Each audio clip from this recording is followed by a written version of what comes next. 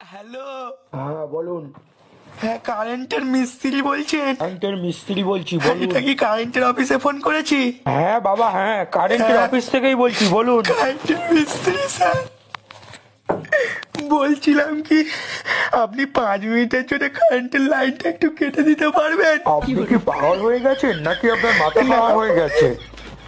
জীবনের প্রথম একটা প্রেম করেছিলাম আর গার্লফ্রেন্ডের সঙ্গে দেখা করতে এসেছিলাম। ও বলেছিল কি ওর বাড়িতে কেউ নেই, এই জন্য আমি দেখা করতে এসেছিলাম।